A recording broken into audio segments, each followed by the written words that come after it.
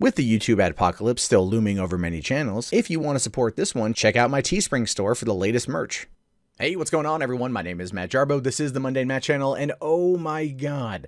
Okay, so I've been railing on about Metoo for months now, right? I feel like it's coming up on a year since the whole Harvey Weinstein case broke, and there's been a lot of stuff happening since then. Some of it good, some of it bad, and we've kind of been in what Bill Maher's called this McCarthyism phase, and I don't believe that's gone away. I don't believe that's changed, and now we're seeing some I guess you could call it justice in the face of this particular type of accusation culture we live in, right? Where it's just that constant, he's a witch, burn him, is maybe finally gonna start going back to maybe some normal, because we've seen here that Relativity Media fabricated a memo containing claims of sexual harassment by a former co-president. Yeah. Let that sink in for a hot second, right? You have a media company here, Relativity Media, that has now been busted fabricating a memo containing claims of sexual harassment against a former co-president. So they wanted to get somebody out, allegedly. So they fabricated a list of grievances and harassment claims against this guy in order to get rid of him. Wow. Wow. And you know who's not talking about this today? The Me Too movement. You know who's not up in arms about this? The Me Too movement, because they don't care. And this is, I'm being legit. While I do feel there are elements of that particular movement that do absolutely need to be discussed and absolutely need to have some things changed, they are not coming out and they are saying that there was false accusations and that this has gone too far. People lost their jobs. They didn't do anything wrong. At least that's what we know of right now. No one's saying that. Now, isn't that telling? Isn't the silence deafening? It is. It's deafening. There's no better way to describe it. Now, it says Relativity Media executives fabricated a memo outlining sexual harassment allegations against a former executive and veteran producer Adam Fields, according to a finding in an arbitration case. The finding from the arbitrator contains explosive details about how Relativity Media sought to prove that it had fired Fields for cause. It was issued as supporting evidence in Fields' bankruptcy filing seeking payments on the $8.4 million he was awarded. So this is what happens when you have discovery. and these things tend to make them, they kind of tend to come up. They tend to come forward. You find out little things like this that you thought you weren't going to get busted for, you end up getting busted for. Now, filed late last week, the filing contains a transcript from Carol Genis, former Relativity Media managing director, who refuted under oath that she had not written the memo outlining several allegations of sexual harassment by Fields, as Relativity Media executives, including former CEO Ryan Kavanaugh, had said. So there's this memo that was signed to Carol Genis, or Genis. I don't know how you pronounce her name. Sorry. And she says under oath, which can get you in a lot of trouble, that it did not happen. In no way did this happen. Her name was not attached to any of it. She didn't do it. That is a Me Too bombshell. A huge bombshell that absolutely positively needs to be talked about. But again, what's that? Crickets? Silence? Man, that's loud. That's so deafening. So deafening, the silence. Now, the filing comes months after Fields was first accused of sexual harassment.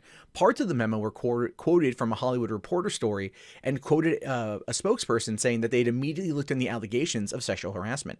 The bankruptcy filing also includes a declaration by Kavanaugh, signed under oath, that spelled out how he came to find the memo allegedly written by Genis after others had failed to locate it. So there was this rumored memo.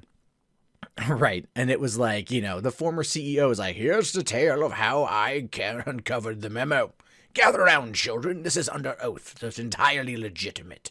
Now, in his declaration, Kavanaugh claimed that the memo existed and that he was baffled why a review of Fields' personnel file had not turned up in the document. He said he asked Relativity Media Chief Operating Officer Ken Hausband for help in tracking it down.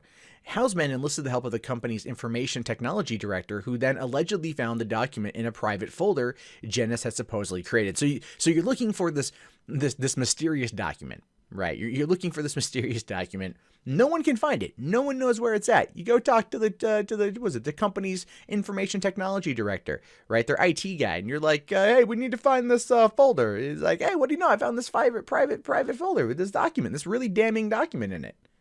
How did it get here? I have no idea. Now, Fields and his attorney immediately challenged the authenticity of the memo, which was found just days before the start of the arbitration hearing. During one-day evidentiary hearing, Fields' attorneys were able to show that the memo had been fabricated, possibly by Kavanaugh, after a forensic audit found that someone with the username CavCav had altered the document. Now, isn't that just a little bit peculiar, right? Feels a little bit on the peculiar side. Now, another HR manager, Terry McAlpine, said she was not aware of any sexual harassment complaints against Field. So someone in HR who worked in HR was unaware of any sexual harassment claims against someone who was outed as being a sexual harasser, and then that was used for cause of termination. Do we see how far down this rabbit hole goes, folks? It is pretty bad. Now, finding that the partly falsified document is disturbing and disappointing, and the arbitrator does so reluctantly, according to the decision in the arbitration case. However, the evidence compels that result. Relativity's counsel struggled to connect the dots in a way that could explain its client's conduct, but their valiant effort could not overcome the metadata, the contrast and credibility, and the absurdity of Relativity's about-face and withdrawal of the memorandum. So when it kind of came out that this CavCav guy, whoever it may be, allegedly Kavanaugh, right? Allegedly former Relativity Media CEO, right? Allegedly, I got to keep throwing that word out there to cover my ass. But allegedly, this thing happened, and then what do you know? They oh damn, the metadata proved it fabricated. So they went and tried to yank it and do an about face. Yeah, it's not going to work over too well when this is your main reason for firing somebody. Now, it says shortly before the arbitration hearing began, Relativity had requested to withdraw the memo from the hearing after it had initially requested to introduce it as evidence that Fields was fired for cause. So this is your smoking gun, right? This is your big key piece of evidence that you're going to use to take this dude out, right? To thwart this evil sexual harasser, this deviant, this prevert, this person with whom you have the most egregious problems with, and you want him gone, and then you're like, ooh, pardon me, I'm just gonna give me the goddamn note, and you try to pull it back. It doesn't work that way. Why is that? Simply because it's you screwed at this point. This is screwed. Now, Dale Kinsella, the attorney representing Fields, said in a statement to Variety that a review of the complete records reveals that the judge's opinion was spot on and reflected what could only be reasonably characterized as overwhelming proof of evidence tampering. And I'm a layman. You know what I mean? I'm a layman. I'm a person who comments on what I read on the internet. And yeah, seriously, like if you're trying to pull back your smoking gun evidence, then there's clearly going to be a problem there, and you should maybe get ready for the pounding you're going to take financially, because that's pretty much what happened. Now, a phone call and email seeking comment from attorneys for Ryan Kavanaugh were not returned, and of course, not returned to the other people as well. So here's the thing: this guy, Adam Fields, he's been awarded $8.4 million.